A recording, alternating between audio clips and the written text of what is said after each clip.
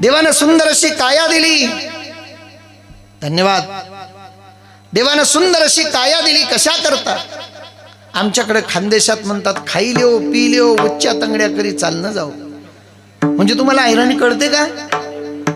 अरे जमलं गड्या. मग नाही, तुमचं आमचं थोडं वेगळं आहे. आमच्याकडे कुठे गायता कुठे उनता, तुमच्याकडे कुठे गेलता कुठे आलता, भाषेत फरक आहे. तुमचं आमचं थोडंसं वेगळं आहे बरं का. आमच्याकडे माणसं मेल्यावर जाळतात. अरे हा सारखंच आहे. बरोबर बरोबर. भाषेतलं गोड आहे. महाराष्ट्र आता तुम्हाला दोघीकडचा अनुभव आहे. मी नवीनच कीर्तनकार यावल तालुक्यात कीर्तनाला गेलतो. आता तिकडं किती श्रीमंत माणूस, जेवण एकच, 2 आयाच्या 2 खायच्या, वरणपोळी चुरून खायची. आमच्याकडे करत नाही ते, तिथे यावल तालुक्यात करतात. आता ते आपल्याला चुरायची सवय नाही. मंडपात पंक्तीत बसलो, एकानं चुरून दिली, ते जेमतेम खात होतो, मला जात नव्हतं. एक जण माझ्या बाजूला खुर्चीवर बसेल, एक जण चपाती वाढायला आला. हा खुर्चीवर बसेल म्हणतो, काय पाहतुले का ठेव ना महाराजले 2. म्हणतोय देऊ नको पण ठेवू नको. त्याला काय म्हणायचं होतं, चपाती ठेव. म्हणलं तो कानात ठेवायला सांगतो काय. भाषा नाही कळालीत गोड होतो बरं का. तुमची आमची भाषा थोडी वेगळी वेगळी, पण तुम्हाला ऐराणी करते म्हणजे जमीची बाजू आहे. ऐका ना, परमात्म्याने शरीर दिलं. कशा करता? शरीर साधन आहे. आणि हे साधन कुठपर्यंत न्यायचं? परमात्म्यापर्यंत. परमात्मा साध्य आणि शरीर साधन. याचा सदुपयोग करा.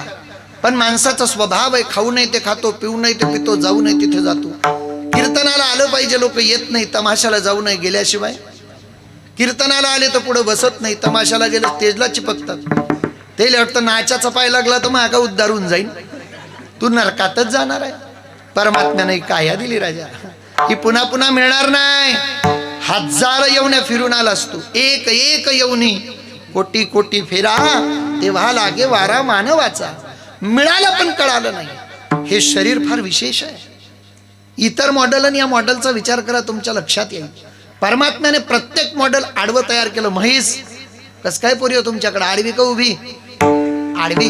म्हैस आडवी, बकरी आडवी, कोल्हा आडवा, कुत्रा आडवा, माणूस उभा. शाबास, देवानं उभा तयार केला. जे देवाने आडवे तयार केले ना, ते कुठेच आडवे येत नाही. देवानं उभं तयार केलं. हे दुसऱ्याचं जमलेलं लग्न मोडल्याशिवाय राहत नाही. याला आडवं येण्याची सवय आहे.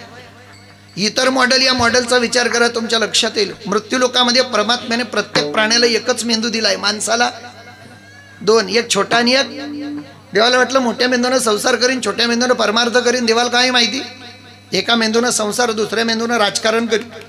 3 मेंदू दिले असते. कीर्तन ऐकण्याकरता 1 कान पुरे, का बरं 2 कान दिलेत? कशा काट्या?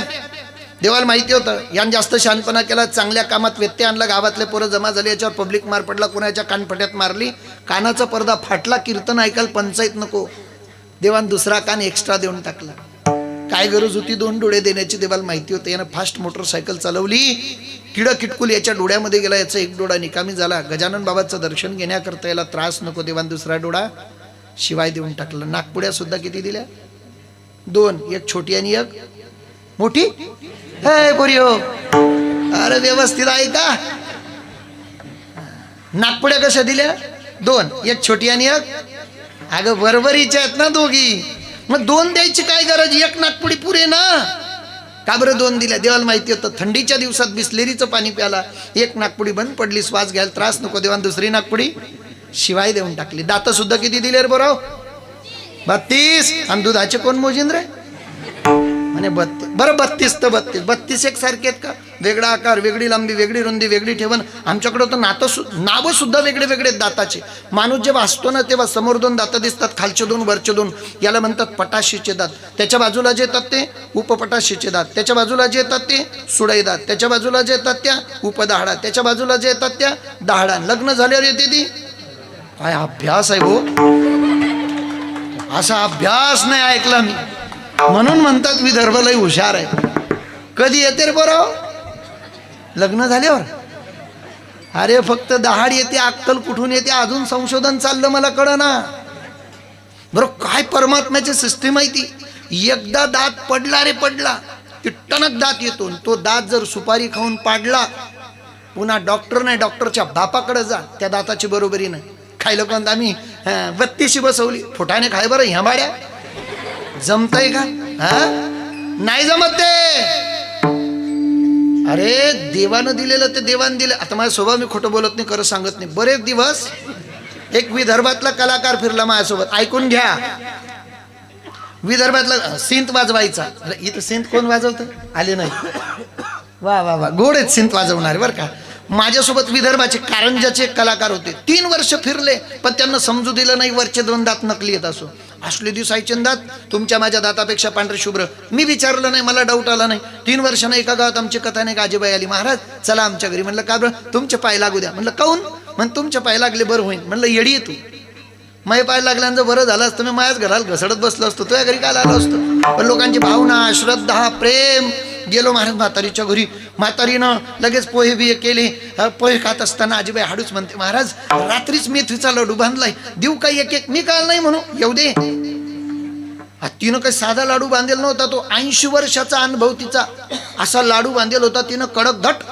तो लाडू हातात आला, मीनं घेतला आणि दातात दाबला. यान काल शांतपणा करायचा. यानं पण लाडू घेतला आणि दातात दाबला, पण याच्या हातातला लाडू सटकला. लाडू पुढं हा माग, लाडू पुढं हा माग, लाडू पुढं हा माग, लाडू पुढं हा माग. लाडू घुसला कॉटच्या खाली, हा बी घुसला कॉटच्या खाली. म्हातारे म्हणले, ओ भाऊ दुसरा घे. तो म्हणला, तू या लाडू चुल्यात घालून दे, त्यात मा दात फसलाय तो काढून दे. अरे देवानं दिलेलं सरत नाही, तुम्ही आपण कमवलेलं पुरत नाही. हा जगाचा सिद्धांत आहे. परमात्म्याने काया दिली दादा हिला.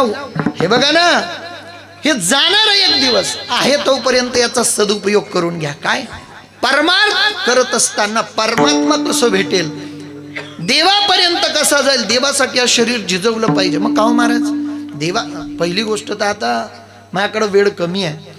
मला कधी कधी फार वाईट वाटतं बाबा. मुसलमान किती शिकला, तो अल्लाचं अस्तित्व मान्य करतो.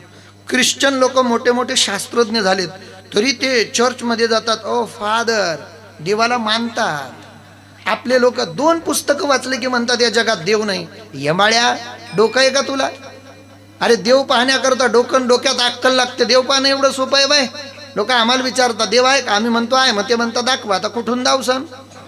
एक विज्ञानाच्या जोरावर उड्या मारणारं बावडट मला म्हणतं देवच नाही. म्हटलं का बरं? म्हणतो दिसत नाही. म्हटलं बरं, जे दिसत नाही ते नाही का? म्हणे अजिबात नाही. मग मी देव धावतो. नाही देव दिसला आपलं नाव बदलून ठेव. म्हणजे काय करणं पडीन? म्हटलं घरी जाय आणि इलेक्ट्रिकच्या बोर्डात 2 बोटं घालून पाय.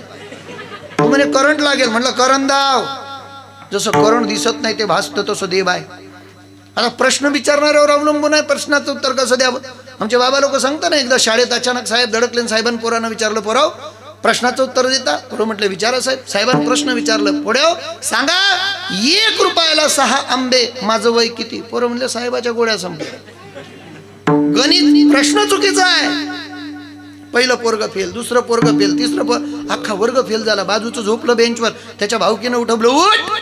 काय झालं? साहेब आलेत. काय विचारतात प्रश्न? येऊ दे मायापर्यंत. अरे माझ्या प्रश्नाचं उत्तर देतो ना साहेब. नाव काय तुझं? विकी. माझ्या प्रश्नाचं उत्तर देतो ना साहेब. सांग 1 रुपयाला 6 आंबे, माझं वय किती? तो म्हणे 42. आणि बरोबर साहेबाचं वय 42. साहेब आश्चर्याचा धक्काच. मास्तर, हुशार पोरं पुढं ढपोरं माग, कसं गणित आहे तुमचं? कळतं का तुम्हाला?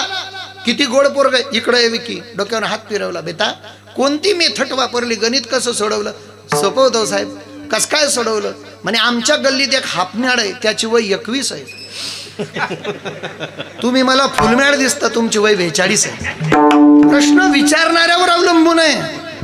आता अकबर बिरबलाच्या नीती आमच्या गुरुजींना सांगितलेली कीर्तनात आवडत नव्हती, पण आता गुरुजीच नाहीत सांगायला काही हरकत नाही. एकदा अकबरानं असंच बिरबलाला विचारलं, बिरबल लोग कहते जगत में खुदा है, तेरा क्या मानना खुदा है? बिरबल ने कहा हाँ जी खुदा है, चल दिखा.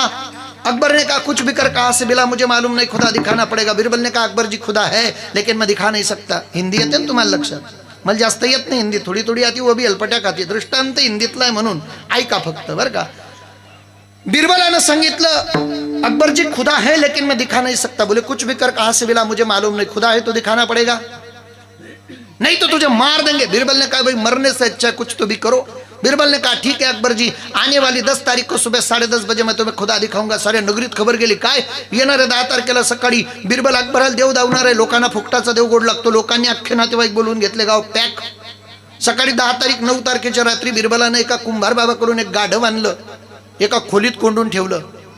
सकाळी सभा भरली, उंच असणार अकबर बसला, बीरबलाला समोर उभं केलं. सारी नगरी जमली. बीरबल आज की तारीख? बोले 10. घड़ी में टाइम 10:30. तूने क्या कहा था? खुदा दिखाएगा? हाँ अकबर जी खुदा दिखाऊंगा. अकबर जी पहले खुदा तुम देखोगे या तुम्हारी प्रजा?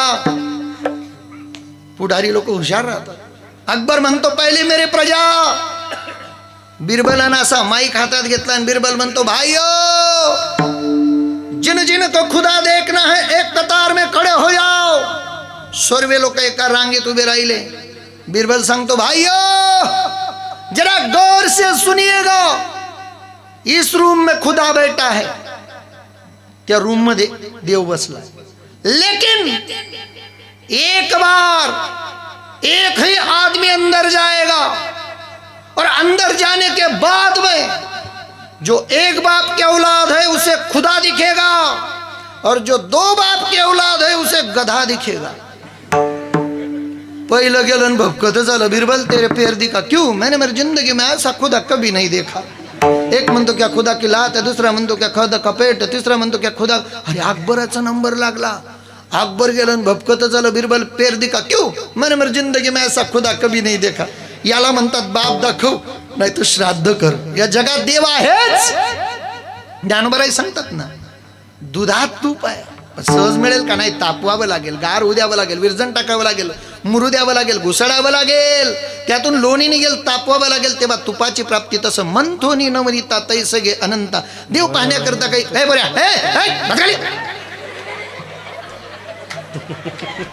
विठाला विठाला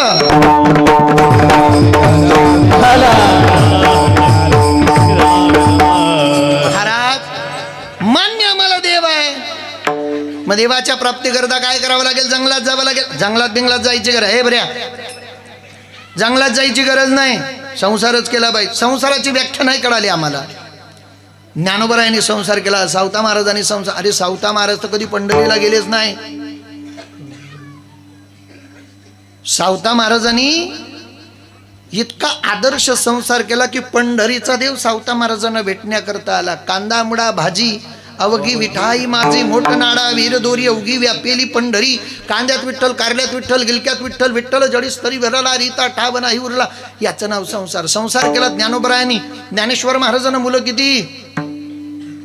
जवळा बाजारकर. मुलं मुलं मुलं पोरं नाही होते की बायको नव्हती पण मुलं होते बिना बायकोचे. हो मुलं होते 4. ज्ञानी, मुमुक्षु, जिज्ञासू आणि संसारी. माऊलीने 4 करता प्रॉपर्टी कमवली. विचारसागर, पंचदशी, ज्ञानेश्वरी, हरिपाटन. मग माऊली म्हणतात अवघाची संसार सुखाचा करीन. ज्ञानोबरायांसारखा संसार कोणाला जमला हो? संसाराची व्याख्या आम्हाला कळाली नाही. आम्ही संसार म्हणजे काय? 2-4 एकर शेती, एक स्लॅबचं घर, माझी बायको, 2 शेंबडे पोरं, झालं संसार. याचं नाव संसार आहे का? ज्यांचा अभंग आहे त्यांना विचारा. तुकोबरायांचा आदर्श संसार, तुकोबरायांसारखा संसार कोणाला जमला नाही. माय कोणालाच नाही जमला.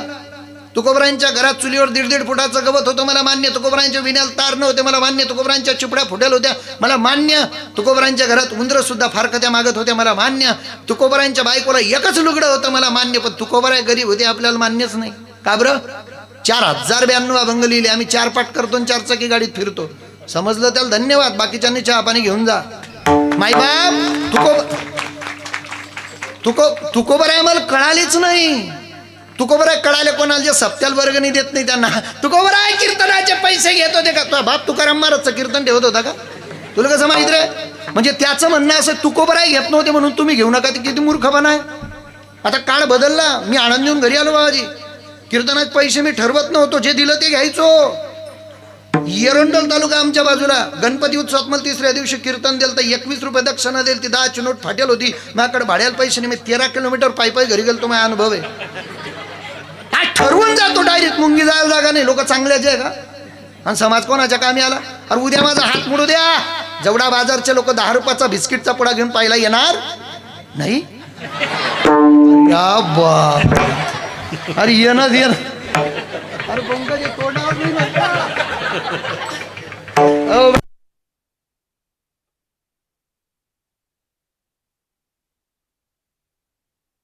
पण पाकिटावर याचा परिणाम नका उद्या जा, नाही तर असं म्हणणंही चुकीचं आहे. ऐका ना, आम्हाला तुकोबर आहे का? बरं हेही चुकीचं आहे ना बाबा, की तुकाराम महाराज घेत नव्हते म्हणून तुम्ही घेऊ नका, हे तुम्हाला मान्य की नाही?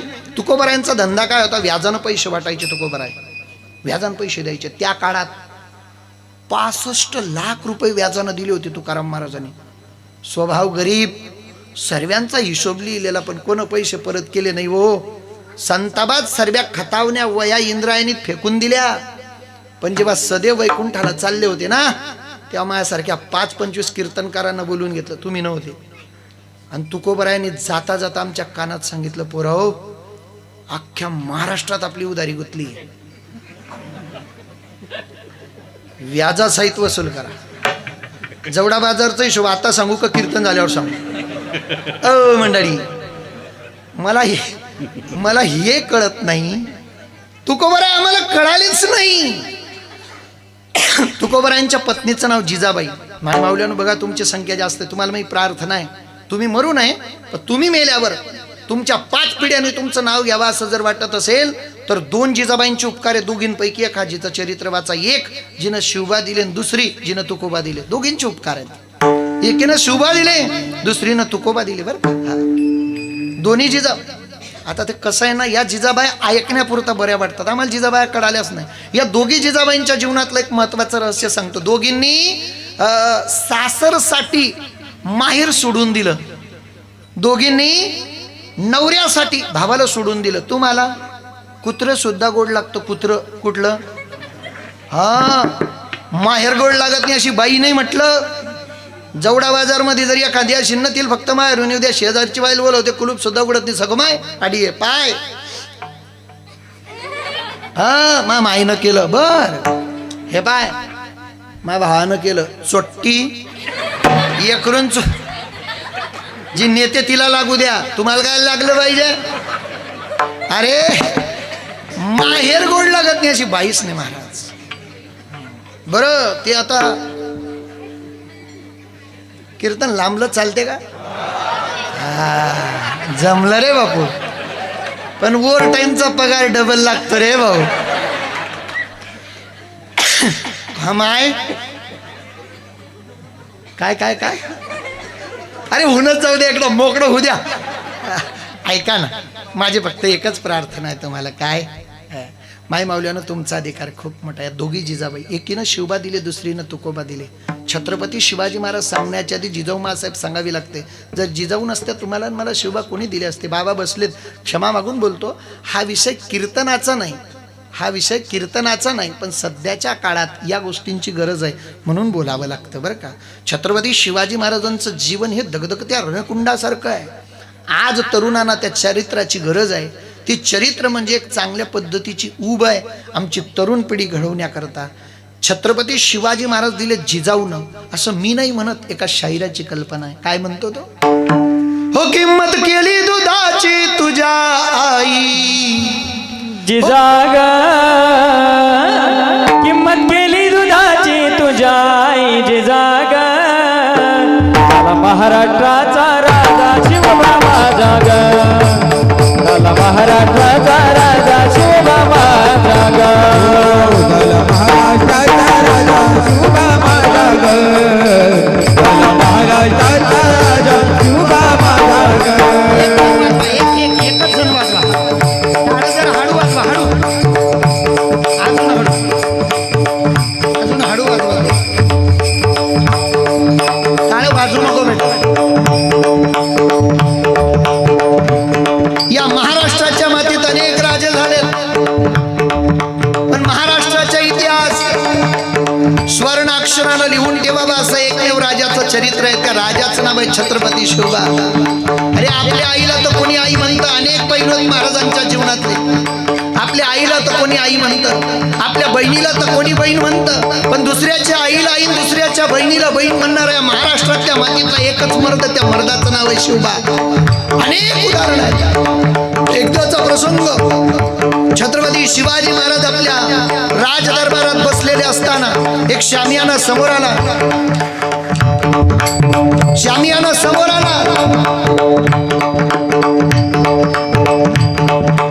शामियाना अत्यंत सुंदर सजवलाय. हिरे माणिक मोतीचे लटकन त्याला लावलेत, मखमलीन पडदे घातलेत, सुगंधी तुटणे घातलेत. तो शामियाना समोर ठेवला आणि मावड्यानी मुजरा राजा काय रे द्या, काय द्या राजा, तुम्ही बघा. राजाला वाटले हिरे माणिक मोती जवाहरात सोनं चांदी असेल. राजा जवळ यायला लागले. राजा जवळ येत असताना राजाने तो मखमलीन पडदा बाजूला केला. त्यात हिरे नव्हते, माणिक नव्हते, मोती नव्हते, सोनं नव्हतं, चांदी नव्हतं. त्या शामियान्यात एक सुंदर बाई बसली होती. कोण? कल्याणच्या सुभेदाराची सून, अत्यंत सुंदर देखणी रूपवती. महाराजांच्या डोळ्यात पाणी आला. रे पुन्हा करता आणली, का बरं आणली महाराज? तुमच्यासाठी.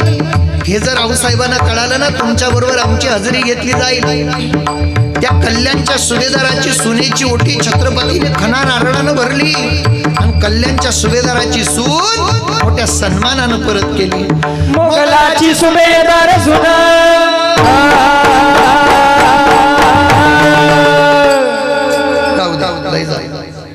ते म्हणतील काय चॅनल बदललं पाहिजे नाही का. मोगलाची सुभेदार सुना, दिला तिला मान सन्मान, असा न्यायी राजा आई माझा जिजाग. झाला महाराष्ट्राचा राजा शिवबा माझा ग. छत्रपती ज्या जिजाऊन दिले ती एक जिजाऊ, दुसरी जिजाऊ जिनं तुकोबा दिले. मी का सांगत होतो माहितीये का? तुकोबारायांचे सासरे प्रचंड श्रीमंत, पण जिजाबाई कधी आपल्या बापाच्या घरी गेली नाही. आपल्या गा बापाच्या घरी 10 एकर जमीन राहिली तरी आमची मावशी अख्ख्या वाड्याला धमक्यात पाहून घे. हा, कोणाला पाहून घे जिंदू, काही संबंध नाही. लाडक्या बहिणी हो, नवऱ्याला हयाती मागायची. हा बरं का. जिजाबाई प्रचंड प्रेम करायच्या तुकोबारायांवर. घरात पीठ नसायचं, पिकलेले उंबर वेचून आणायच्या, उंबराचा लगदा करायच्या आणि त्या उंबराची भाकर थापली की भांडाऱ्यावर जायच्या. नाही सापडले का तुकोबाराय परत यायच्या, भामचंद्रावर जायच्या. नाही सापडले का तुकोबाराय परत यायच्या. आणि घोराड्याची वाट धरली की तुकोबाराय येताना दिसायचे, हात जोडायच्या. रागवत नव्हत्या. जिजाबाईचं चरित्र काही लोक चुकीचं रेखाटतात. धनी अहो कोणत्या डोंगरावर जाता सांगून जात जा. तुकोबाराय म्हणतात, आवले कशाला विचारतीस ग. डोंगराच्या वाटेला लागली की 10 पावलं चालल्यावर पुरचंडीवर माती उचलायची आणि कानाला लावायची. ज्या मातीतनं विठ्ठल विठ्ठल आवाज आला त्या डोंगरावर निघून यायचं, मी तुला तिथं दिसल. विश्वास नाही बसला. दुसऱ्या दिवशी जिजाबाई उठल्या, भाकरी थापल्या, देहू गावाच्या बाहेर आल्या. 3 रस्ते लागले. भांडाऱ्याच्या दिशेनं 10 पावलं चालल्या. पुरचंडीवर माती उचलली, कानाला लावली. अरे मातीत आवाज आला, विठ्ठल विठ्ठल विठ्ठल विठ्ठल विठ्ठल विठ्ठल. अंतःकरण गदगद झालं जिजाबाईचं. वाह, माझ्या आईनं काय सूर्यनारायण आचला असेल. धन्य झालं माझं जीवन. अरे कोणाचं तोंड विठ्ठल विठ्ठल म्हणत नाही, माझ्या धन्याची पायदूड विठ्ठल विठ्ठल म्हणते.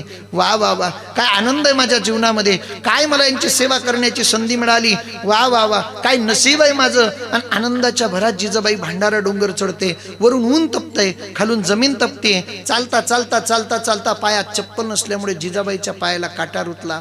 आई ग म्हटली आणि जिजाबाई खाली बसली. डोळ्यातनं पाणी येतंय, पायातनं रक्त येतंय. काटा जिजाबाईला रुतला पण घाम पंढरपूरच्या देवाला फुटला. त्यानं पटकन विटवून खाली उडी घातली, खांद्यावर घुंगडं टाकलं, हातात काठी घेतली, छोट्याशा गुराख्याचं रूप घेतलं. पंढरपूरचा भगवान जिजाबाई पुढे हात जोडून उभा आहे. आईसाहेब काय झालं? जिजाबाई म्हणते, त्या पंढरीच्या काड्यानं माझ्या नवऱ्याला वेड केलं.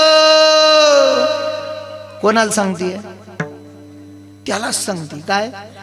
त्या पंढरीच्या काड्यानं माझ्या नवऱ्याला वेळ गेलं म्हणे. मग त्याची भाकरी घेऊन चालली, पायाला काटा रुतला. देव म्हणे आई मी काढू का तुमच्या पायातला काटा? जिजाबाई म्हणे तू एवढंस लेकरू काय काटा काढशील? देव म्हणे बाई तुला एवढं पण समजत नाही. म्हणे काय? मी चांगले चांगले काटे काढून टाकले. जगाचा मालक, विश्वाचा बाप, पंढरीचा पाटील तुकोबरायांच्या बायकोला काटा मुडला. तो पंढरीहून काटा काढायला येतो, दातानं काटा बाहेर काढतोय. तुकोबरायांच्या संसारातली श्रीमंती आहे. जमत असेल करा असा संसार. जसाच्या तसा वृत्तांत जिजाबाईनं तुकोबरायांना सांगितला. तुकोबराय म्हणतात वा योगी यांच्या ध्यानी ध्यातान तुळसी तो तू आम्हापाशी मागे पुढे. कोणाच्या स्वप्नात जाणारा देव माझ्या घरातल्या सर्व सामान्य माणसाची सेवा करतो. माझी भक्ती पराकाष्ठेला पोहोचली, माझं जीवन धन्य झालं. अभंगाच्या प्रथम चरणात जन्म आलो त्याचे, जन्म आलो त्याचे,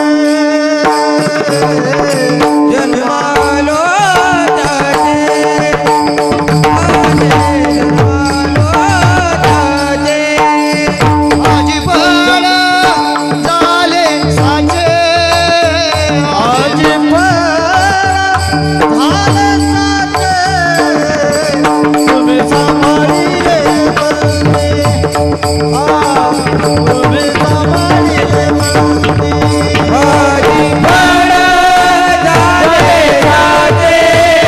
आजी पण झाले साचे, आजी पण झाले साचे,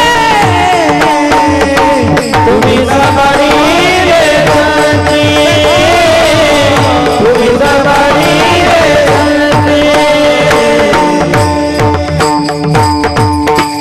जन्म आलो त्याचे आजी पुढे झाले साचे, तुम्ही सांभाळिले संती भय निरसली कधी. माझ्या जन्माचं सार्थक झालं कोणी म्हणावं. एक एक उदाहरण थोडं थोडं मी तुम्हाला प्रत्येक ग्रंथातलं सांगतो. भागवत कथा तुम्ही न्याय ऐकतात. भागवतामध्ये 4 पायाचा हाती आहे, नाव त्याचं गजेंद्र. त्या गजेंद्राला भरपूर बायका, भरपूर पत्न्या, भरपूर सुनं, नातवंडा, भला मोठा परिवार त्याचा. जेव्हा तो जलक्रीडा करण्याकरता, वनविहार करण्याकरता निघायचा ना, जंगलात निघाल्यावर हत्ती वाघ सुद्धा त्याला पण रस्ता बदलायचे. असे बरेच गजेंद्र आहेत बरं गावात. ते रस्त्याने निघाले की लोक रस्ता बदलतात. महाराज तो गजेंद्र एकदा जलक्रीडा करण्याकरता गेला. त्यानं सोंडेत पाणी घ्यावं, पत्नीच्या अंगावर फुवारा मारावा. सोंडेत पाणी घ्यावं, नातवाच्या अंगावर फुवारा मारणं म्हणजे काय? पोट्याला मोटरसायकल घेऊन देणं फुवारा मारणं आहे. बैल 2-4 तोड्याची पोत बनवून देणं फुवारा मारणं आहे. पण फुवारा मारता मारता मारता मारता कधी काळ रूपी मकर पाय पकडतो सांगता येत नाही. त्या गजेंद्राचा पाय मकरानं पकडला. गजेंद्रानं बायकोला सांगितलं माझा पाय मकरानं पकडला. बायको म्हणते काय चिंता करता, बलाढ्य ताकदवान आहेत आपल्या परिवारातले लोक, काढतील तुम्हाला बाहेर. बऱ्याच गजेंद्राच्या बायका म्हणतात, गजेंद्राला ऍडमिट केलं की पोरा 2-4 एकर फुकून द्या डॉक्टरच्या मड्यावर नाही म्हणा, टेबलावर ठेवून द्या आणि म्हाताऱ्याला घरी घेऊन या. पण जेव्हा डॉक्टर सांगतो ना आता औषधी काम करत नाही, गोळ्या काम करत नाही, तेव्हा म्हातारीच म्हणते पोराव फिकेल पा नाही रे, कवा तरी गडून पळणार आहे. सोडून जातात सारे. ऐका ना माईबाप, गजेंद्राला तो परमात्म्यावर विश्वास पण नव्हता. ज्यानं भागवत कथा ऐकली तो सांगेल गजेंद्रानं जी स्तुती गायली ना त्या देवाचं नावच नाही. त्यानं कमळाचं फुल घेतलं ना आकाशात फेकलं. जर तरची भाषा आहे त्याची, जर देव असेल तर माझ्या रक्षणा करता येईल. परमात्मा इतक्या वेगानं आला. हा कहे लक्ष्मी, ती कहे गजराज. हा शब्द लक्ष्मी मातेजवळ म्हटला, ती शब्द गजेंद्राजवळ म्हटला. जसं गजेंद्रानं वर पाहिलं काय दिसलं? पिवळा पितांबर कैसा गगनी दळकला, कैसा गगनी दळकला, गरुडावर बैसोनी, गरुडावर बैसोनी माझा कैवारी आला. पिवळा पितांबर कैसा गगनी जळकला, कैसा गगनी जळकला, गरुडावर बैसोनी, गरुडावर बैसोनी माझा कैवारी आला. गजेंद्रानं म्हणा आयुष्यभर देवाचं नाव नाही घेतलं, अंतकाळी परमात्मा घेण्याकरता आला. माझा जन्म सार्थकी लागला. जन्म आलो त्याचे आजी फळं झाले साचे. तुम्ही रामकथा ऐकतात ना, तुलसी रामायण की वाल्मिकी रामायण? भावार्थ रामायण आहे. रामायणाचे अनेक प्रकार आहेत. हा, एक पियुष रामायण नावाचं रामायण आहे. त्या रामायणातली गोड कथा आहे. तुम्ही जटायूची कथा ऐकली बाबांच्या मुखारविंदातून? जटायूचं आणि प्रभू रामचंद्रांचं नातं काय होतं माहिती आहे तुम्हाला? त्या पियुष रामायणात मी वाचलेली कथा आहे. एकदा प्रभू रामचंद्रांचे वडील राजा दशरथजी इंद्र दरबारी जायचे. इंद्रासोबत त्यांची मित्रता होती. एकदा इंद्र दरबारी गेलेले असताना इंद्राच्या बाजूला एक ग्रह बसलेला, त्याच्या डोळ्याला पट्टी. राजा दशरथानं विचारलं, हे कोण? यांचं नाव शनिदेव. डोळ्याला पट्टी का बरं? या शनिदेवानं ज्याच्याकडे वक्रदृष्टी केली त्याचं पतन होतं. राजा दशरथ म्हटले, असं काय होत नाही. उघडा डोळ्याची पट्टी, मला बघायचं यांच्या डोळ्यात काय ताकद आहे. सारे देव लोक बाजूला केलेत. इंद्रदेवाने खूप समजवूनही दशरथाने ऐकलं नाही. डोळ्यावरची पट्टी उघडली आणि जसं शनिदेवानं दशरथाकडे पाहिलं, दशरथाचं पतन झालं. आकाश मार्गानं राजा दशरथ खाली येऊ लागले. एक जलक्रीडा करणाऱ्या पक्षानं पाहिलं आकाशातून कोणीतरी खाली येतंय. त्यानं उंच भरारी घेतली, अलगत राजा दशरथाला झेललं, समुद्राच्या काठावर आणलं, डोळ्यावर पाणी मारलं, मूर्छित अवस्था गेली आणि विचारलं, तुझं नाव काय? जटायू. तुझ्यामुळं वाचलो, नाही तर मेलो असतो. बोल, तुला काय पाहिजे? जटायू म्हणतो, मला काही नको. अरे मागून घे. मला काही नको. अरे मागून घे, बघ मला ओळखत नाही. मी तुम्हाला ओळखतो, तुम्ही अयोध्येचे राजे. मग का मागत नाही?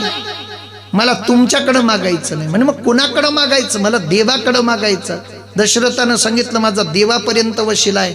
बोल, तुला काय पाहिजे? मग जटायू समोर आला. जटायूनं हात जोडले आणि सांगितलं, दशरथजी, एकच इच्छा आयुष्यात. काय? जरी मी पक्षी असलो तरी माझ्या पोटी मानवाच्या बाळाने जन्म घ्यावा, त्याच्या मांडीवर माझा जीव जावा. राजा दशरथ म्हटले, हे शक्य नाही. अरे पक्षाच्या पोटून माणसाचं बाळ जन्म कसं घेईल? पण मी तुला वचन दिलंय, टेन्शन घेऊ नको. मला पहिला पोरगा झाला की मी तुला दत्तक देईल. प्युअर राजकारण. मला मुलगाच नाही, दत्तक द्यायचा प्रश्न नाही. राजा दशरथजी घडी आलेत. पुढे चालून श्रावण बाळ नेमिलेत. यज्ञ केला, पयासदान मिळालं. राजा दशरथाच्या घरी 4 लेकरं जन्माला आलेत. 6व्या दिवशी जटायू जे आलेत अलगत पाळण्या सगट राजा रामचंद्राला उचललं, आकाश मार्गाने घेऊन चालले. नारदानं थांबवलं. जटायू, अरे थांब, हे मानवाचं बाळ मरून जाईल.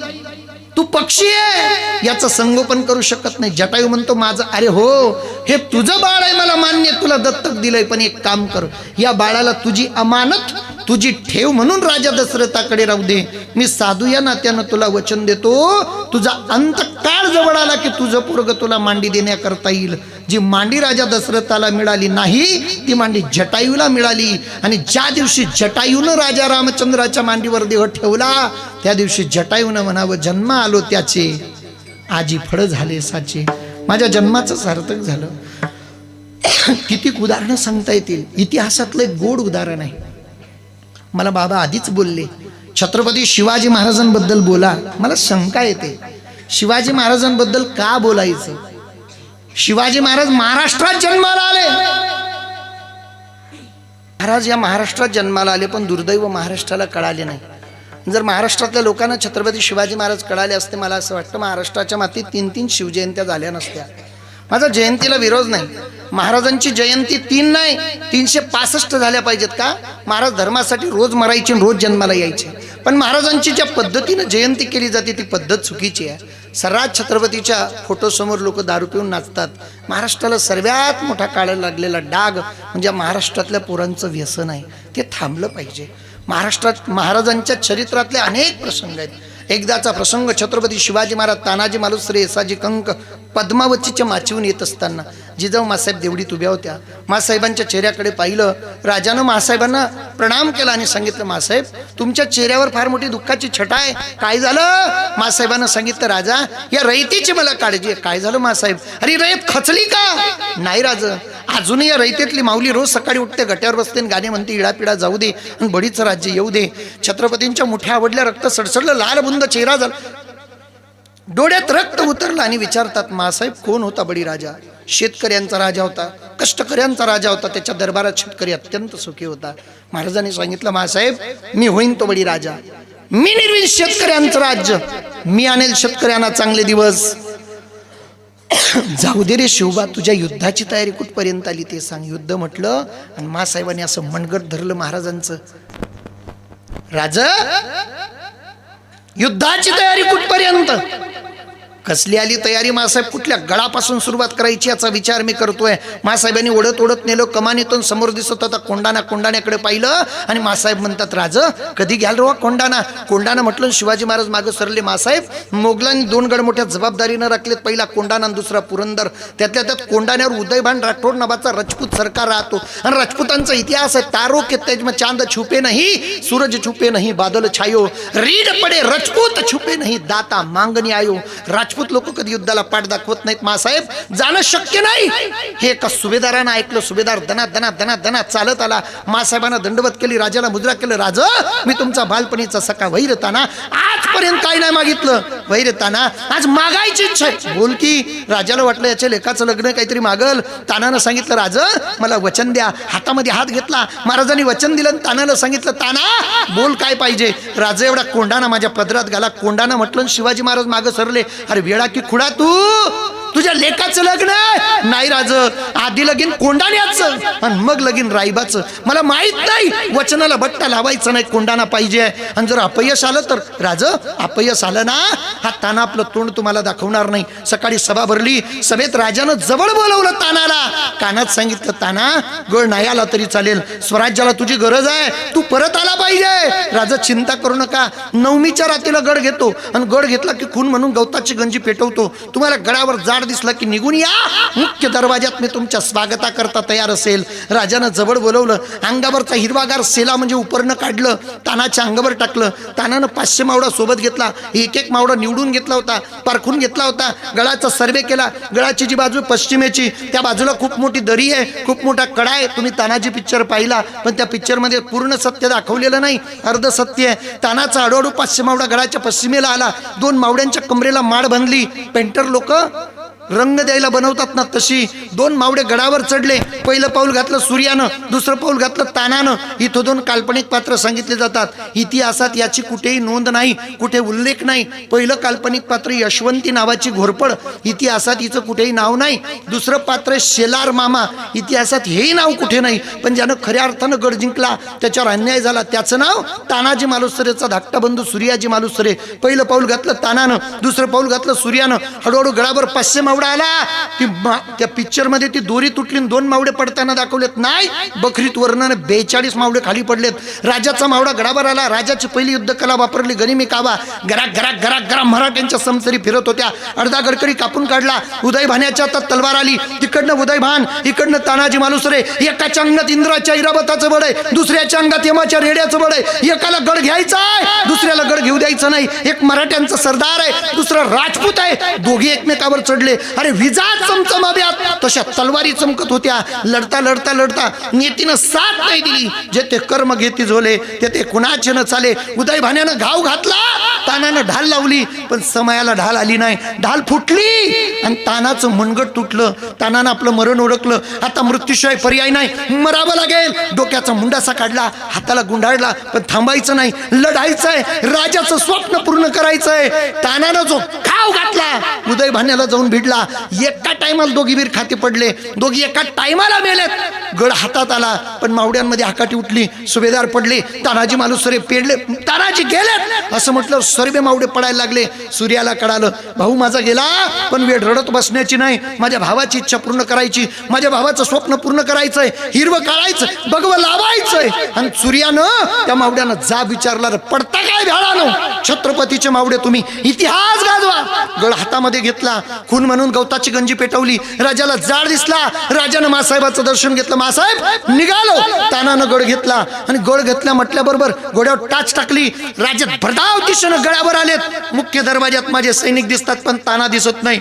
राजाच्या मनात वेगळे वेगळे भाव, वेगळे वेगळे विचार. जगदंबे माझ्या तानाचं रक्षण कर, तानाची स्वराज्याला गरज आहे, मला ताना हवाय. जगदंबे माझ्या तानावर संकट नसू दे. जसे जसे राजे जवळ येतात, कुठेतरी गोल रिंगण आहे, कोणीतरी आतमध्ये झोपलंय. राजा आल्यावर साले बाजूला झाले. अंगावर हिरवागार सेला आहे, शेला माझा आहे. राजा प्रार्थना करतात, जगदंब जगदंब जगदंब. थरथर त्या तानं शेला बाजूला केला.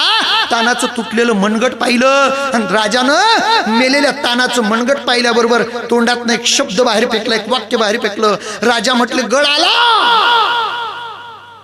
350 पावणे 400 वर्ष झाले तानाजी मालुसरेला जाऊन, तरी जवडा बाजार मध्ये मी म्हणतोय गड आला. तुम्ही म्हणतात सिंह गेला, तानाचा आत्मा स्वर्गातून बोलला माझा जन्म सार्थकी लागला, जन्म आलो त्याचे आजी फळ झाले साचे, माझ्या जन्माचं सार्थक झालं. असं होत नसतं. कीर्तनात 1.5 तास बसले जात नाही आपल्याकडून. आपल्याला कधी कळेल या गोष्टी?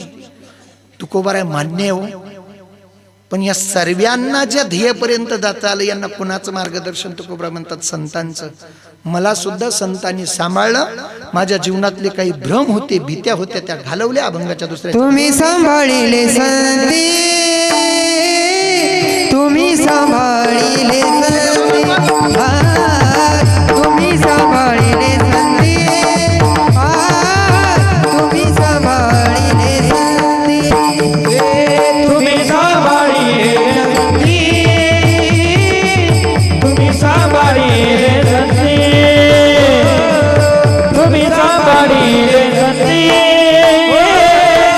तुम्ही सांभाळिले संती. भयाने रसली कंदी, भयाने रसली कंदी,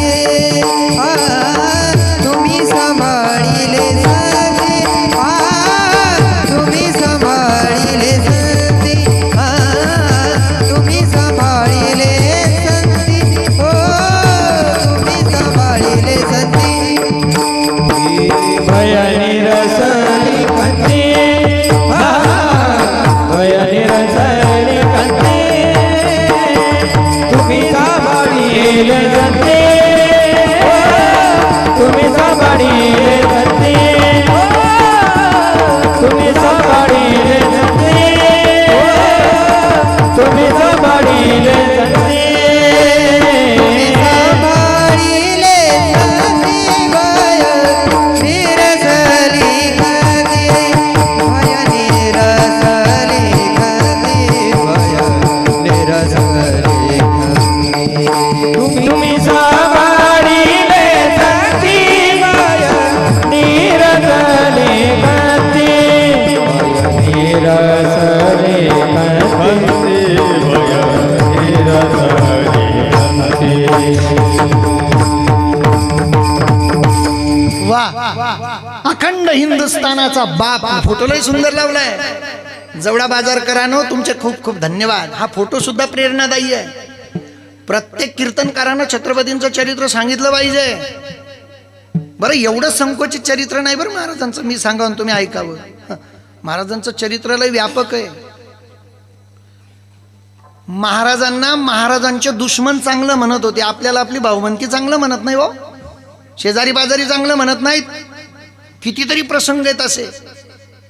काय बोलतो अर्ध्या मिनिटात ऐका. एक महाराष्ट्रात एक 32 दाताचा बोकड माजला, नाव त्याचं शास्त्र खान. अख्खा महाराष्ट्र त्यानं पालता घातला. गावातलं मंदिर पडावं, मूर्ती फोडावी, आई बहिणींची आबरू घ्यावी, अख्खा महाराष्ट्र पालता घालत घालत त्यानं लाल मलावर आपला डेला टाकला. राजाला कळालं याच्या कुकर्माची सजायला दिली पाहिजे, याला थांबवलं पाहिजे, याला ब्रेक दिला पाहिजे. राजानं एक वादळ तयार केलं, राजानं एक प्लॅन तयार केला. तुमच्या बाजूत सर्जिकल स्ट्राईक. राजानं 135 मावडे सोबत घेतले आणि महाराज रात्रीचे 12 वाजले होते. गर्द काढोक गनिमे कावा. जसे राजे सुटले तसे लाल मलावर. बखरीत वर्णन आहे 7.5 मिनिटात. आपण रूपपा आता म्हणतो तेवढ्यात 7.5 मिनिटात लाल महल निस्ता नाबूद केला. मुर्द्यांचे ढीग पडले, रक्ताचे लोंढे वाहू लागले. शास्तकां समोर आला, सक्त दिशी वार चुकला, त्याचे बोट छाटले आणि राजे निघून गेले. किती मिनिटात? 7.5 मिनिटात. मुर्द्यांचे ढीग, रक्ताचा सडा, शास्तखानाचे बोट छाटलेत, हातातनं रक्त येतं. शांतता जशी आपल्या मंडपात आहे तशी. या शांततेला भेदून एका बाईचा रडण्याचा आवाज आला. ती बाई कोण होती? शास्तखानाची सक्की लहान बहीण. रडत आली आणि सांगते, भाईजान गजब हो गया. गजब हुआ. क्या हुआ? मेरी बेटी आपकी भांजी उसे सिवा उठा के ले गया. जातीच्या मुसलमानाचे वाक्य ऐका, छाती गर्वानं फुलल तुमची. कडाक कडाक टाळ्या वाजवाल तुम्ही जेव्हा ती म्हणते ना, थांब, जेव्हा ती म्हणते ना मेरी बेटी आपकी भांजी उसे सिवा उठा के ले गए, तेव्हा शास्त्र खान म्हणतो, बहना धीरे बोल, लोग तुझे पागल कहेंगे. क्यों? सिवा काफिर मैं मान जाऊंगा, सिवा गद्दार मैं मान जाऊंगा, सिवा हमें लूट के ले गया मैं मान जाऊंगा, लेकिन याद रख सिवा दूसरे की बहन बेटी के ऊपर कभी बुरी नजर नहीं डालता. अरे जातीच्या मुसलमानानं ग्वाही द्यावी, असं जगला असेल होतो राजा. पण त्या राजाला सानिध्य कोणाचं? जगद्गुरु तुकोबरायांचं. हे तुकोबराय म्हणतात, तुम्ही सांभाळिले संती भय निरसली खंती. जीवनात संगत संतांची केली पाहिजे.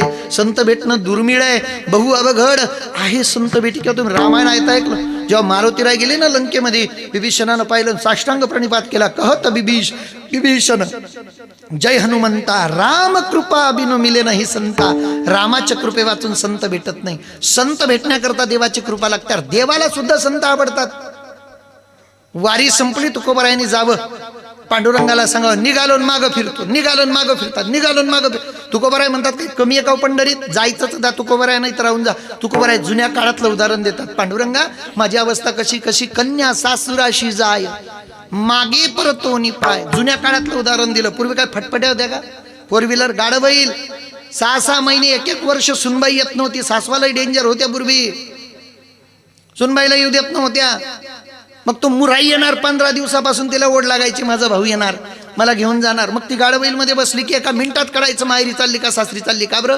तिचं लक्ष जर बैलाच्या शिंगाकडे तर ती माहेरी चालली, तिचं लक्ष जर जाणाऱ्या त्या रस्त्याकडे तर ती सासरी चालली. आता येडीला माहेर सासर सारखंच आहे. मी बायांच्या विरोधात काही बोलत नाही बाबा, कधीच बोलत नाही, आपल्याला पटत नाही ते. तुमच्या विरोधात कोण? बरं, आमच्या बाबा लोकांना आता 3च गोष्टी सांगायला उरल्या. कीर्तनात बाबा लोक बायांच्या विरोधात बोलायचं म्हटलं 3च गोष्टी सांगतात विठ्ठल बाबा. काय? लग्नात नाचायचं नाही, पदर घ्यायचा, कुकू लावायचा. जो बाबा येतो तो हेच सांगतो, कुकू लावा, कुकू लावा, कुकू लावा, कुकू लावा, कुकू लावा. तू एका कुकूची फॅक्टरी आहे, तू काहून प्रचार करतो? घेणं देणं कंदी लावून येणं काही संबंध आहे काय? अरे आता कुंकूत केमिकल आहे, कुंकू उभरतो कपाळाला. टिकली का वहिना लावू दे, तसं तो टिकली बी लायाच्या लायकीचा नाही. अरे त्या नाही म्हणराल्या तोंडावर. अरे बापा, वाईट समस्या. हो माय, वाईट टिकली बी लाय. मग हे बा, मी तुम्हाला हिनवत नाही, मग ऐका ना. ह्या दोघी भुवयांची मधली जी जागा असते ना, ललाट, ही जर परपुरुषानं उघडी पाहिली तर नवऱ्याच्या आयुष्यातले काही दिवस कमी होतात. प्रत्येक आभूषण महत्वाचं आहे. धर्मसिंधू नावाचा ग्रंथ जर मिळाला तर वाचा. फार सूक्ष्म प्रत्येक आभूषणाचं त्यांनी अर्थ सांगितला की हे आभूषण कशा करता. कुंकू हे चंद्राचं प्रतीक. जसं चंद्र कलेकलेने वाढत जातो तसं माझ्या नवऱ्याचं आयुष्य सुद्धा कलेकलेने वाढत जावं म्हणून बायाने कुंकूला बाबा. पूर्वी बाया डोकं विचारायच्या, मध्यभागी कशी रेष असायची चारी,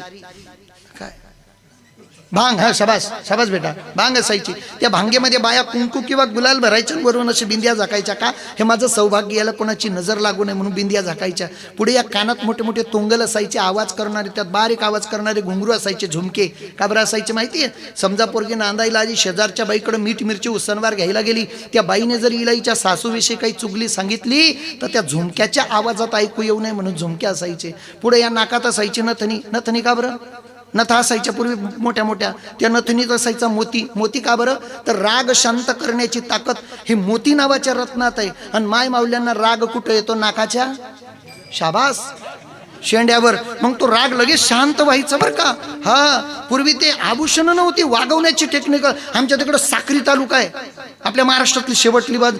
मी कीर्तनाला गेलो, बसनं फिरायचो मी पूर्वी. धनगर समाजाचं घर. मी ज्या घरात गेलो का, त्या आजीच्या नाकात एवढी नथ होती. आता मी न विचार केला, म्हातारी जेवण कसं करत असेल, काही संबंध आहे का माया? पण माझ्या डोक्यातच घुसलं. मी जेवलो पुढच्या टप्प्यात, म्हातारी जेवली मागच्या टप्प्यात. कीर्तन झालं पण मला रातभर झोप नाही लागली. माझ्या डोक्यात एकच, म्हातारी जेवण कसं करत. मी सकाळी 5ला उठलो, माया पहिलं म्हातारी हजर होती. म्हणे भाऊ मस्त कीर्तन केलं होतं ना, पुढच्या वर्षी पण ये. मी म्हटलं गजानन महाराज तुला शेवटचा चान्स आहे, पाय ट्राय करून. म्हटलं आजी माय पुढच्या वर्षी पण येईन, पण 1 कपभर चहा पाचते का? म्हातारी म्हणली मग. म्हातारी पटकन घरात गेली, कप बशी भरून चहा आणली. मी हाडूच कप उचलून घेतला आणि बशी म्हातारीच्या हातात दिली. म्हणलं आजी माय एवढी चहा तुला पेनीच पडेल. म्हणे अन्न बापा. म्हातारीने बशी घेतली, न तुचकावली, फुरका मारला. मी तर भयान झालो. अरे पूर्वी फक्त आभूषण नव्हती, वागवण्याची टेक्निकल पण होती. ऐका ना, पुढे या ते गळ्यात असतं ते मंगळसूत्र, त्या 2 छोट्या छोट्या वाट्या वेगळ्या वेगळ्या असतात ना, एका धाग्यात रोवलेल्या असतात. दोघी वाट्या वेगळ्या आहेत पण एका धाग्यात रोवल्यात. तसं नवरा आणि बायको दोघांचे शरीर भिन्न आहेत पण मनरूपी धागा एकच असला, संसार रूपी मंगळसूत्र व्यवस्थित राहते. आता प्रत्येक गोष्ट ऐका ना, कल्याणकर बाबा ऐका ऐका ऐका. काही चुकलं माझं नाही ना? नाही काही चुकलं असेल सांगा बरं का. धर्मसिंधू नावाच्या ग्रंथात, मी माझ्या बगलातलं काही सांगत नाही. हा, आता ते ते हिरवा चुडा का भरावा, कंबरपट्टा का लावावा. मी विठ्ठल बाबांचा जोडीदार आहे ना, म्हणून मी परफेक्ट सांगतो काही पण. कंबरपट्टा का लावावा, जोडवे का घालावे, साकड्या का घाला. आता एवढं सर्व काही एका पाकिटात सांगायला पुरवडत. हां, आणि आपल्याकडे राहिले फक्त 10 मिनिटं. पण ऐका ना पोरियो, तुमची संख्या खूप जास्त इथं. मला बहीण नाही, सर्व तुम्ही माझ्या बहिणीसारख्यात. आम्ही 2च भाऊ आहेत. माझी प्रार्थना आहे तुम्हाला. ए पिस्तोल्या, ऐक इकडे बाय. ए तूच इकडे बाय. ऐका ना, माझी प्रार्थना आहे तुम्हाला. तुम्ही सर्व माझ्या बहिणीसारख्यात. पायातल्या साकड्या महत्वाच्या आहेत बरं. त्या साकड्यांमध्ये घुंगरू असतात. मी नाही सांगत, धर्मसिंधू सांगतो. त्या साकड्यांमध्ये घुंगरू असतात. चालताना ते घुंगरू छन छन छन वाजतात.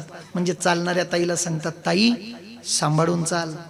उजव्या पायातले घुंगरू म्हणतात, मी तुझ्या बापाची इज्जत आहे. डाव्या पायातले घुंगरू म्हणतात, मी तुझ्या सासऱ्याची इज्जत आहे. तुझ्या दोघी पावलांपैकी एक जरी पाऊल चुकीचा पडला तरी तुझ्या बापाची किंवा सासऱ्याची इज्जत जाण्याची शक्यता आहे. नारीचं प्रत्येक आभूषण महत्वाचं आहे. तुमची लज्जा आमच्यासाठी सर्वोपरी आहे. आम्ही मुक्ताबाईची लेकर आहेत. आम्ही बाईच्या विरोधात कधीच बोलत नाही. तुम्ही सर्व माझ्या मुक्ताबाई आहेत. फक्त माझी तुम्हाला एकच प्रार्थना, माझं कीर्तन पटलं नाही ना, पुन्हा मला बोलवू नका. पण माझी विनंती आहे तुम्हाला, हात जोडून बरं का पोरियो, तुमचा भाऊ समजून सांगतो तुम्हाला. तुम्ही मला भाऊ नका मानू, मी तुम्हाला बहीण मानतो. तुमची इज्जत ती माझी इज्जत आहे. तुमची प्रतिष्ठा ती माझी ही तर जेवढं माणसं बसलेत ना बेटा, हे सर्व अंधाऱ्यात कोपऱ्या कापऱ्यात सर्व माझ्या सकट प्रत्येक पुरुष सर्वात जास्त प्रेम करतो आपल्या आईवर. आईवर जास्त दिवस प्रेम करत नाही बेटा तो. काही दिवसात त्याच्या प्रेमाचं प्रमोशन होतं. आईवरचं प्रेम त्याचं बायकोवर जातं. बायकोवर जास्त दिवस प्रेम नाही करत तो. 2-4 वर्ष झाले की बायकोला लगेच खामगाव नेतो, बुलढाणा नेतो आणि दवाखान्यात गिरकी घालतो. एक नर्स पडत पडत येते दीदी आणि सांगते, दादा तुम्हाला मुलगी झाली. पुन्हा त्याच्या प्रेमाचं प्रमोशन. आईवरचं प्रेम बाईवर, बाईवरचं प्रेम आता मुलीवर.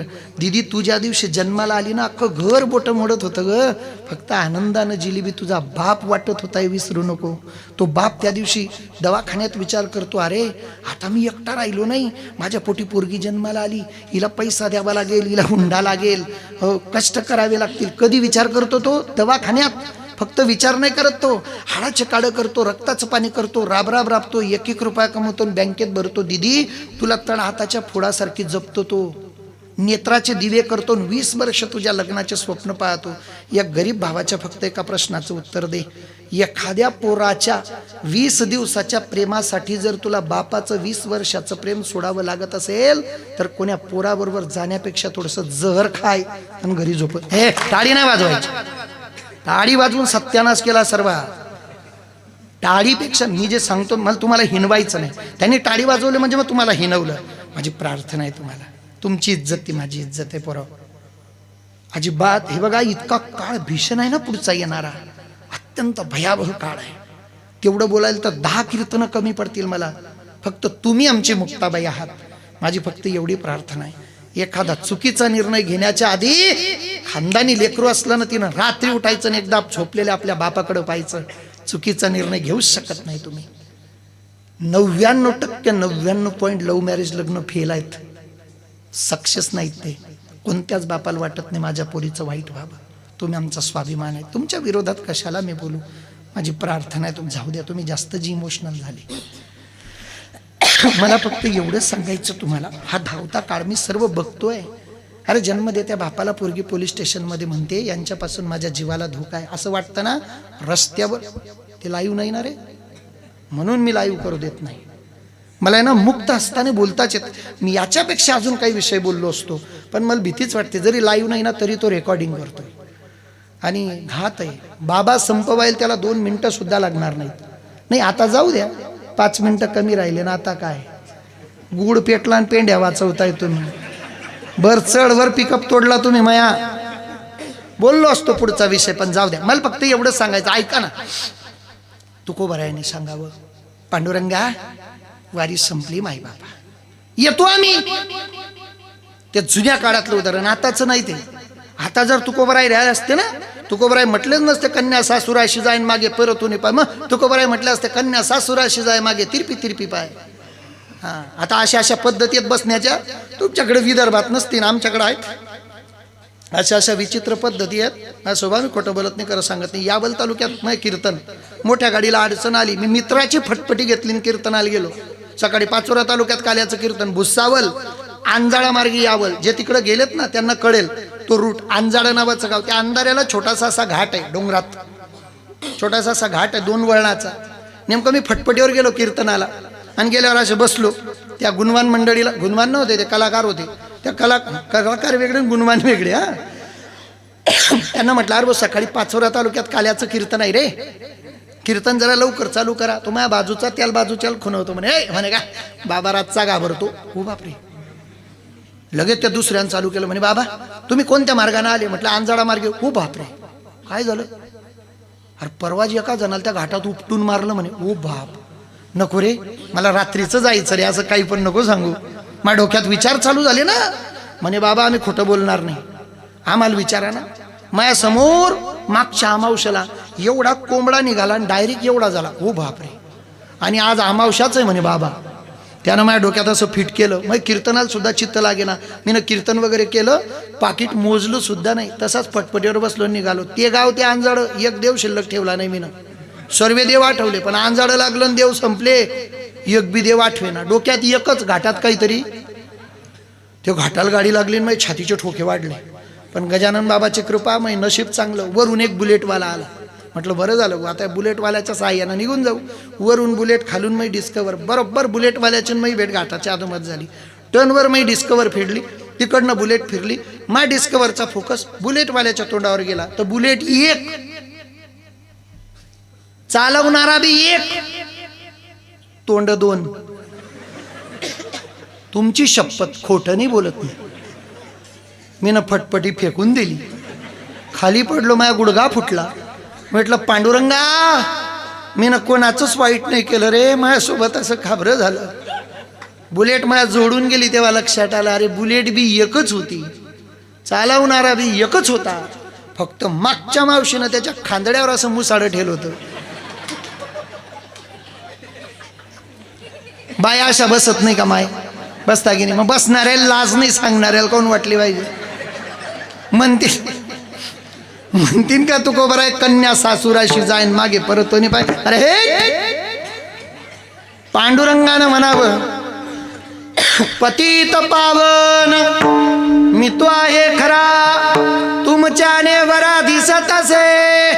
देवाला देव पण संतांमुळे. तुको बराय सांगता ते संत भेटले, जीवनातली भीती घालवली. काय भीती होती? काय नाही, मागायच्या आधीच कृतकृत्य झालं आणि इच्छा केली. इच्छा काय? जो यम सर्वांना त्रास देतो, जो काळ सर्वांना त्रास देतो, त्याच्यावर विजय मिळवायचा. तुकोबराय म्हणतात मिळवला. तू का म्हणे काळ आता करू न शके बळ. घड्याळी टाइम पा 10 वाजले. विठोबा रखुमाई, विठोबा रखुमाई, विठोबा रखुमाई,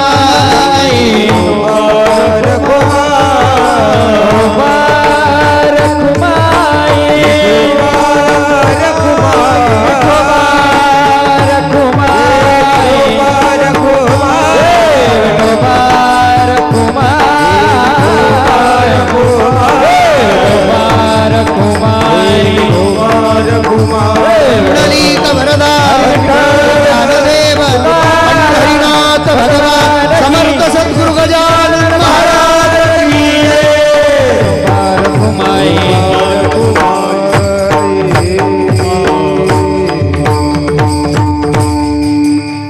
मी आधीच तुम्हाला बोललो, यादीत मी सोडून सर्व मोठे मोठे कीर्तनकार आहेत. मी जे छोटासा कीर्तनकार आहे. माझी प्रार्थना आहे तुम्हाला बरं का माय, आळंदीला जाऊ नका, पंढरीला जाऊ नका, एकादशी धरू नका, सोमवार धरू नका, गावातल्या मंदिरात दर्शनाला येऊ नका. एकच काम करा, काय? रोज सकाळी उठलात की मायबापाचं दर्शन घ्या. याच्या पलीकडे परमार्थ नाही, याच्या पलीकडे पुण्य नाही. मायबाप स्वर्गाला जाण्याची सर्वोत्कृष्ट सीडी जर काय असेल तर आईबापाची सेवा. आईबाप दोघांची म्हणतोय बरं, नाही तर आता बाबा लोकांनी आईच धरली. माय माझी मायेचा सागर, बाप काय दुःखाचा डोंगर आहे का? मग माय आणि बाप दोघी सारखे आहेत.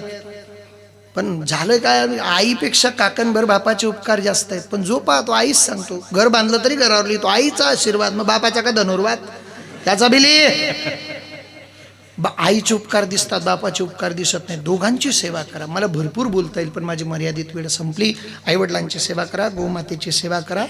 देशाच्या जवानाबद्दल आदर बाळगा. ही सर्वांना प्रार्थना. इथं तुम्ही बसलात ना, त्यांचे उपकार आहेत. ते उभे आहेत म्हणून तुम्ही बसलात. घरी जाऊन तुम्ही झोपाल, ते जागं राहतील म्हणून तुम्ही झोपू शकाल. त्या जवानाचा नुसता त्याचा त्याग नाही, त्याच्या अख्ख्या परिवाराचा त्याग आहे महाराज.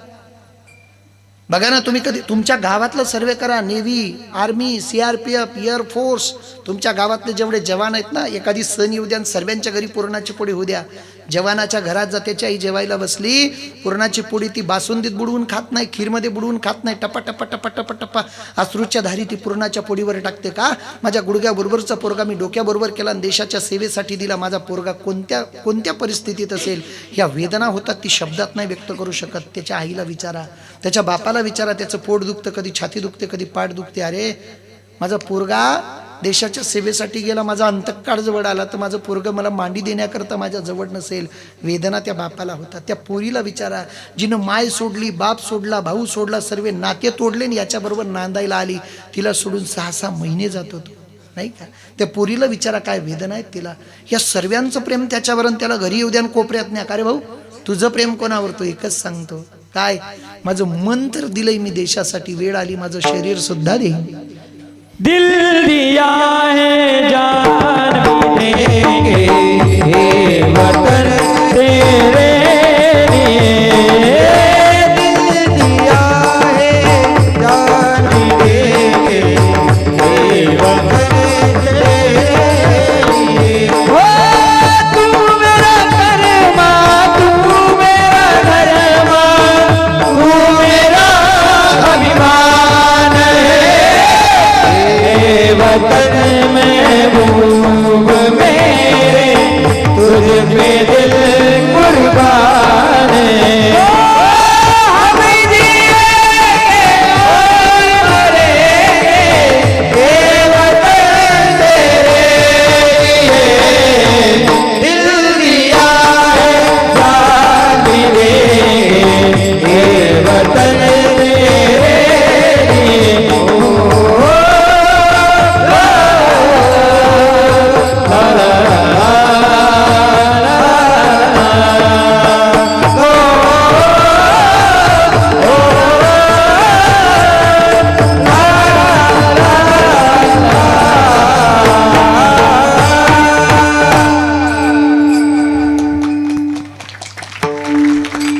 देशाच्या जवानाबद्दल आदर बाळगा, एवढंच मला म्हणायचं आहे. समर्थ सद्गुरू गजानन महाराजांच्या प्राणप्रतिष्ठेच्या निमित्तानं भव्य उत्सव या ठिकाणी तुम्ही सर्वांनी साकारला.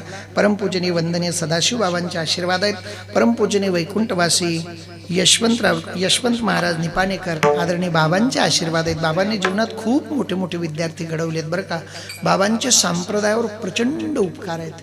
हे 2 महात्मे मला आदरणीय आमच्या पंकज महाराजांमुळे विठ्ठल बाबांचा परिचय झाला आणि विठ्ठल बाबांमुळेच मला बाबांबद्दल कळालं बरं का. अत्यंत दिव्य महापुरुष, त्यांच्या आशीर्वादानं हा उत्सव चालला आहे.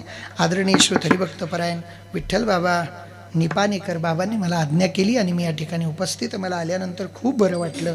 रामायणाचार्य आदरणीय श्रोत हरिभक्तपरायण महंत अर्जुन महाराज, अर्जुन बाबांनी एक म्हणजे फार मायाळू स्वभाव बाबांचा आहे. आता त्यांच्या मी माझी कथा असली तर मी आळाधट पडतो खोलीत. मी आजपासून संकल्प करतो, पण जिथे कुठे कथेच्या गावाला मुक्कामी असलो मी कीर्तनाला जात जाईन. का बरं? हा आदर्श घ्यावा ना. तर त्यांचा एवढा मोठा ॲक्सिडेंट झाला तरीसुद्धा माझ्यासारखे लेकरं आता काय ते काय माझं कीर्तन ऐकायला आले का? मग चुका काढायला आले का? मग ते आशीर्वाद द्यायला आले मला की लेकराचं कीर्तन आहे, आपण गेलं पाहिजे. बाबांची अशीच कृपा. सद्गुरू जोग महाराजांची लेकरं आहे आम्ही बरं का. बाबा मला बरेच लोक म्हणतात का रे तू सोनं नाणं चांदी असं ते लय घालून फिरतो कटमन. मी म्हणतो प्रत्येक कीर्तनकाराने आरामात जीवन जगलं पाहिजे. जगाच्या पाठीवर अनेक संप्रदाय आहेत विठ्ठल बाबा. आपण जेवढ्या श्रीमंताची लेकरं आहेत तेवढे कोणी श्रीमंत नाही या जगात. ज्ञानोबा आहे आपली आई आहे. आपण इतके ऐश्वर्यात जगलं पाहिजे. आपला तुटपुंजा संप्रदाय नाही, ऐश्वर्यात जगणार. भगवान बाबा आदर्श घ्यावे आपण गडकर. ऐश्वर्यात जगलं पाहिजे. काय घेऊन आलो सोबत आपण? म्हणून मी तरी व त्या पद्धतीनं जगतो. आपल्याला काय घेऊन, मी आपल्या मस्तीत जगणार. तुम्ही मला पुन्हा कीर्तनाला बोलवावं आणि या अपेक्षेनं मी माझ्या आयुष्यात कीर्तन केलं नाही. आहे तो दिवस आनंदानं जगावा. आपल्या बापाची जागीर नाही. मला फार बरं वाटलं येऊन. तुम्ही सर एवढे हे टाळकरी पाहून फार बरं वाटलं अजून बरं का मला. एवढे सर्व तरुण, नाही तर तरुण इकडे येत नाही बाबा. मी आमच्याकडं गावाच्या बसस्टँडवर विचारलं एकदा, म्हणलं का रे भाऊ गावात सप्त्या कुठे आहे? तो एक पोरगा दुसऱ्याला विचारतो सप्त्या. दुसरा म्हणे ए ते गावात चालू नाही का म्हातारा एक तर ऑर्केस्ट्रा. अरे बापरे, म्हणजे कीर्तनाला सुद्धा ऑर्केस्ट्रा म्हणणारी अवल्याद्या महाराष्ट्राच्या मातीत आहे.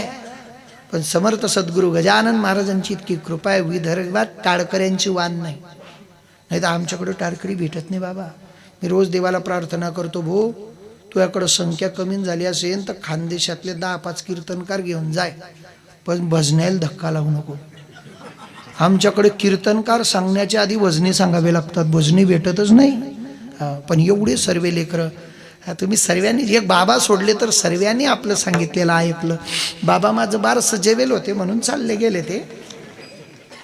आदरणीय विठ्ठल बाबांनी बोलवलं. आल्यानंतर आमचे पंकज महाराज, श्रीकांत महाराज, योगेश महाराज, आदरणीय श्रीतरी भक्तपरायण, कृष्णाजी महाराज, आदरणीय श्रीतरी भक्तपरायण, नारायण बाबा, बाबांसोबत ऑर्गन वाजवायला असतात बरं का. फार गोड सुंदर मूर्ती आहे.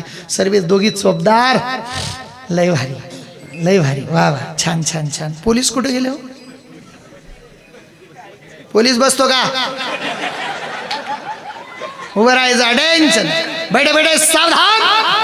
अरे त्याच्या काय करे हो, वाईटच का. वा, धन्यवाद बाबा तुम्हाला पण. एकदा सर्वांना खूप खूप साधुवाद. बोलण्याच्या ओघात माझ्याकडून काही चुकलं असेल, 2 हस्तक 3रं मस्तक लववितो. पवित्र अशी तुळशीची माळ गळ्यात घाला. एकादशी सोमवारचं व्रत करा. आळंदी पंढरीची वारी करा. समर्थ सद्गुरू गजानन महाराजांची मूर्ती इतकी सुंदर आहे, मला अतिशोक्ती बोलता येत नाही. पण खरं सांगतो, मी दर्शनाकरता गेलो, बाबा माझ्या सोबत होते. साक्षात गजानन महाराज बोलायला करतात, इतकी सुंदर मूर्ती तुम्ही बाबांची बसवली.